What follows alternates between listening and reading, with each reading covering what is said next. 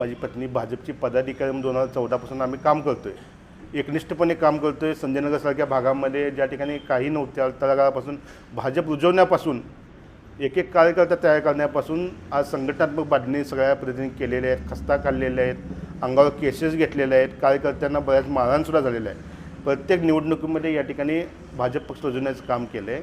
आत्ता ज्या 2000 ह्या निवडणुकीमध्ये ओबीसी महिला पडलेल्या आहे, त्याच्यातनं मागणी केलेली आहे। ओबीसी महिलामधनं मागणी केल्यानंतर अतिशय चांगल्या पद्धतीचं वातावरण त्या ठिकाणी आहे आणि आता काही नवनवीन चेहरे आलेले आहेत आणि आम्हाला आता असं कळालं की बाबा कोणतरी एक नवीनच चेहरा ज्याचा भाजपचा काही म्हणजे मी कुणाला कमी लेखत नाही, पण भाजपशी संबंधी नाही आहे, काही नाही आहे, नवीन आहे।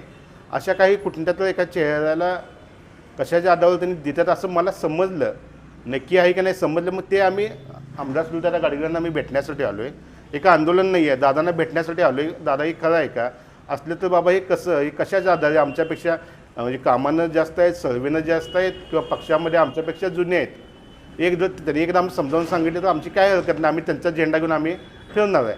मग ते सुधीर दादांना भेटण्यासाठी आलो आहे। दादांना फोन करतो, दादा फोन उचलत नाही आहेत। दादा आले की दादांना भेटून काय बाबा हे खरं आहे का, आणि खरं असलं तर हे असं का, ते कशाच्या आधारे म्हणजे आमच्यापेक्षा कामाच्या आधारे, सर्वेच्या आधारे किंवा कशाच्या आधारे ते श्रेष्ठ आहेत हे त्यांनी आम्हाला एकदा समजावून सांगितलं तर आमची काय अडचण नाही, त्यांच्यापर्यंत करू आणि समजावून सांगावं असं आम्हाला म्हणणं आहे। एवढं वर्ष झालं तुमच्यासाठी पक्षासाठी आम्ही खस्ता खातोय, काम करतोय, जीवाचं रान केलं आहे, घरदार संसारसुद्धा आम्ही त्या ठिकाणी केलेला आहे। तर तुम्ही आम्हाला या ठिकाणी विश्वासात घेणं गरजेचं आहे आणि ते कुठं तर घेतलं जात नाही, फोन उचलला जात नाही, ही एवढी आमची खंत आहे। त्यासाठीच मी या ठिकाणी दादांना भेटलेला आहे। दादा फोन उचलत नाही, दादा आमचे नेते आहेत, आमच्यासाठी पितृतुल्य आहेत, त्यांनी आम्हाला विश्वासात घेऊन या गोष्टी सांगाव्यात असं आम्हाला वाटतंय।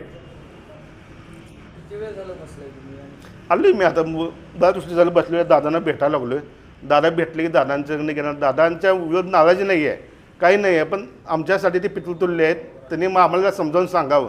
त्यांनी आम्हाला समजावून सांगितलं तर आम्ही समजून घेतो काय आहे विषय, त्यांनी सांगितलं तर आमचा त्यांना विरोध नाही आहे, पण त्यांनी भेटावं, बोलावं हीच आमची माफक अपेक्षा आहे। हां, दादांना मला भेटायचं आहे, बोलायचं आहे, त्यांनी मला सांगू दे समजावून, आमचं काय अडचण नाही। नमस्कार, मी प्रतिभा माने।